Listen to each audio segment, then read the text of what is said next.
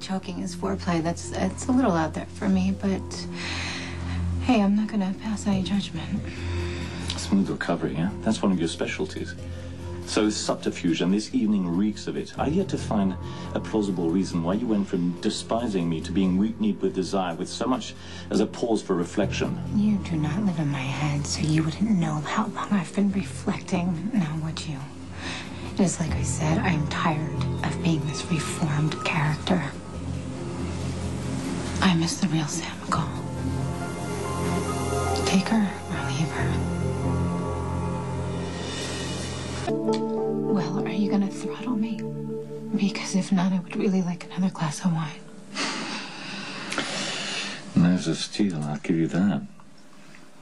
Let's just say I enjoy a challenge. So getting toe-to-toe with what is it you call me, a psychopath, gets your blood racing? Huh? That surprises you? All right, fine. I actually can't stand you, and since we are putting all the cards on the table, I guess I have to admit that I do. I understand you in ways that I'm not anxious for certain people to know, but I almost, on rare occasions, admire you. It's just no need to pile it on so thick. I don't want to choke. You are the one that said that we were exactly alike. I'm just agreeing with you. Not that I would get my kicks off of taking a whole lobby full of people hostage and torturing them for 12 hours, but I have broken my share of laws, and I've ran my share of scams for several different reasons. Money, security. Sometimes just for kicks. Does that sound familiar? Somewhat. Lately, I thought I could do a complete turnaround and embrace the straight life. But you know what? It is not all it's cracked up to be. So I started thinking about it, and I am right back where I started. Broke. Captain of a ship.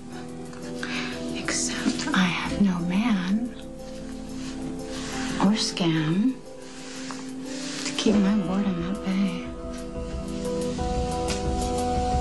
It makes me laugh at how eager I was to embrace the whole concept of community. How I was convinced that my life would transform into something magical if I just got a job, paid taxes, and, I don't know, grew a few roots. But it served you pretty well. Wait, are you talking about this apartment? Spoils from Everyday Heroes, a gig that turned out to be every bit as transitory as a scam. And you want to know why it blew up in my face? Because of the past that I cannot escape. So I figure, why even try? Why not just accept myself for who and what I am and stop stifling my true potential? And in your beautiful eyes, what would that be? I am good at being bad. I come alive when my luck runs out and I have to think on my feet. I miss walking on the wild side because I am comfortable there. Which is why you don't scare me. All right. Let's say for the sake of argument that I buy an actual word that you said to me. Well, I have to admit your self-evaluation closely mirrors mine. I came to settle in this cowpoke of a city because I wanted to have a relationship with my brother. And that quest wasn't a total failure. I mean, you know, I find it extremely gratifying that Jackson and I have had that rare moment of real connection, or some woman like Alexis, who looks at me and finds something like hope. But when all's said and done, none of it compares with standing on the edge of a cliff and stepping off into nothing, not knowing if this is the last risk I will take, not caring because the free fall and its rush is just enough.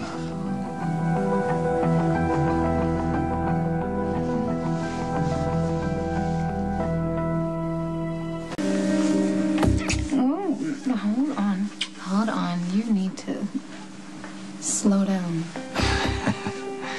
this point of our involvement, I don't think Cora truly becomes you. Really? You have reservations about me? That happens to work both ways, and I happen to know that you do not do anything without an agenda. And it has suddenly dawned on me that trusting you could be a problem. Oh, am I expected to believe that you trusted every man you slept with? No, listen to me. In bed is one thing. Out of bed, that's a whole complete different issue. My life pretty much blew apart the last time I slept with one of my mother's men. So until I'm convinced that you are not using me to cleanse your alleged conscience by confessing our little hookup to my mother, there will not be one. Let's take a leap here and assume that giving you my word that I wouldn't dream of telling Alexis that I had sex with her daughter wouldn't suffice. No, I'm afraid not. You see, you already told me that you were tempted to set Alexis free for her own good, and the most expedient way to do that, of course, would be to seduce me and tell her about it. So until I'm sure that you're not going to do that, we are going to keep this attraction on a very short leash. Well, you know, I may have had a momentary impulse to protect her from my worst self, but I can assure you it was fleeting and past, like my noble inclinations. Oh, do you see how this works? All roads lead back to trust. You say whatever it is that you say, and something gets lost in translation, and I wind up not believing you. Well, then I guess I have my work cut out for me. But you must remember, I'm not a man known for my patience.